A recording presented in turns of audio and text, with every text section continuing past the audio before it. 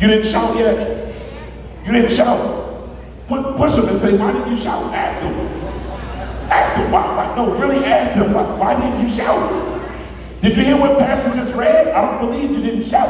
I've been preaching here for 11 years and you still don't know where to shout. I just told you, we didn't walk through a whole sermonic presentation. I told you that Saul had lost the Spirit of God because the Spirit of God had left Saul and he was tormented by an evil spirit and that would come on him. But then I told you, we got to verse 23 and you didn't shout. I told you that every time the Spirit would come, that attendants would call David and David would come and David would play his instrument, and when David played the instrument, Saul would get relief. And you didn't shout. I thought you would have shouted at the next part, because the next part says, not only would Saul get relief, the text says, and he would feel better. And you still didn't shout. You still didn't shout. But the C clause, that was the A clause, B clause. The C clause says, watch the and, junction. The C clause says, and the evil spirit would leave him.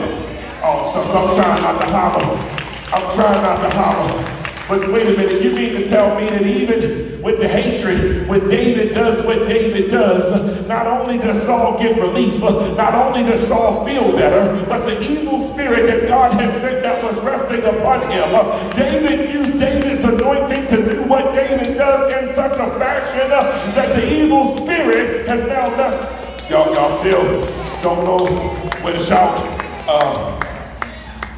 The very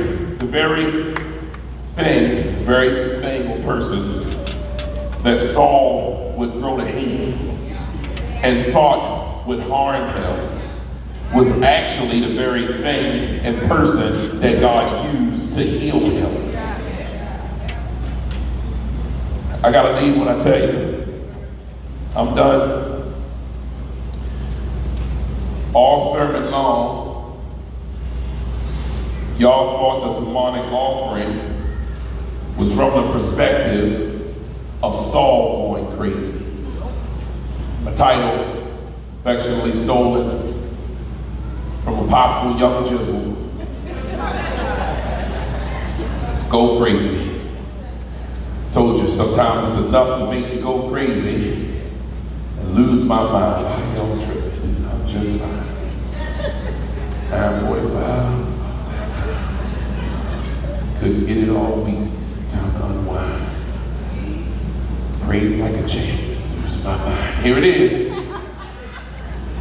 Y'all thought it was from the perspective of Saul going crazy, but no. This is to warn you through the lens and perspective of David as a past circumstantial heuristic device for our present day situations. Translation. Don't let someone else going crazy make you go crazy. It tells us Saul was already going crazy and losing his mind.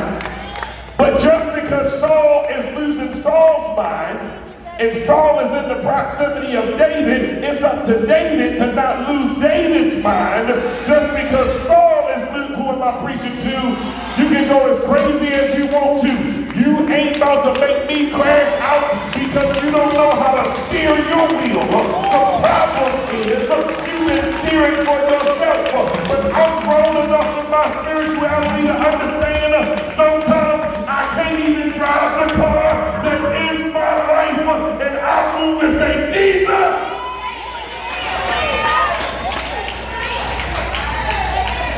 Take the wheel. I gotta go. But if you can't go crazy because God's got more work for you to do. One of my young clients said, over my time, I gotta leave you. One of my young clients tells me there's a new thing that they do in school, and in the school they talk about all the time, and it's called rage baiting. You ain't heard of that? You never heard of it? It's called rage baiting. They talk about it all the time, rage baiting. Where they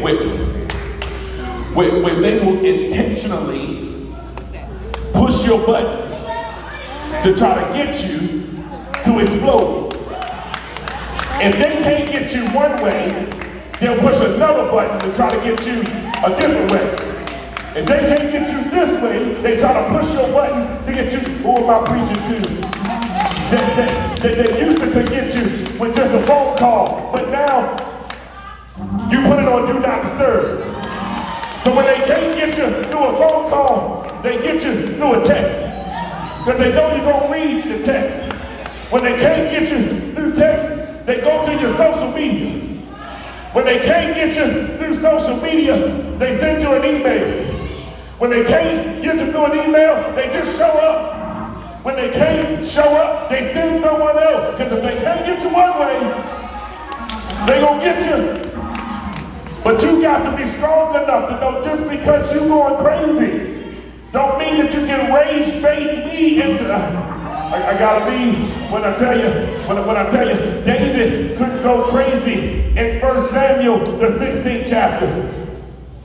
Because if David, gotta go. If David goes crazy in 1 Samuel, the 16th chapter, then David can't be the David that David needs to be when it's time to fight Goliath. David can't go crazy in this chapter because David's got to be David for the next chapter. If David goes crazy in 1 Samuel, the 16th chapter, they would never have been able to write the song that Saul has killed his thousands, but David has killed his 10,000s. If David goes crazy in 1 Samuel, the 16th chapter, then we never get David writing what is one of the greatest songs of all time. That the Lord is my shepherd, and I shall not want.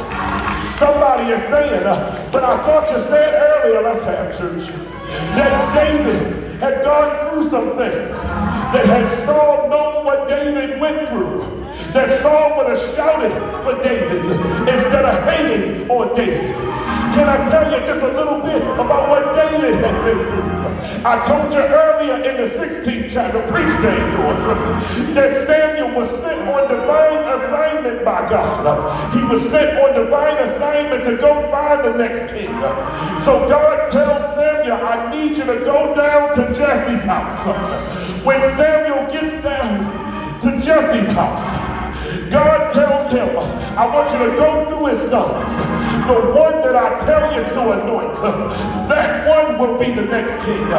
When Jesse gets there and Jesse sees Samuel, they bring out the first son. They look at one of the sons, Eliab, he looks real good. And Samuel says to God, he must be the next king. God responds to Samuel and said, I know he looks good on the outside, but God doesn't look at the outer appearance of the man. But God is looking for the man's heart. So the next son walks by, and they look at Abinadab, and Jesse says, here's the next son. And Samuel says, this one's got to be the one. And God says, no, not him either. 5 more sons pass by, and none of them on the one. I dare you to shake somebody's hand like you get ready to shake it off and tell them God has been waiting for you. That the party can't start until you get there. God has been waiting for you. That the person can't get healed until you help. God has been waiting for you. That their harm won't expire until you help. God has been waiting for you. And Samuel says to Jesse, I'm looking at all your sons. And Jesse says, no, there's one more son. Samuel says, well, where is that son? Jesse says, he's out back. He just tends to the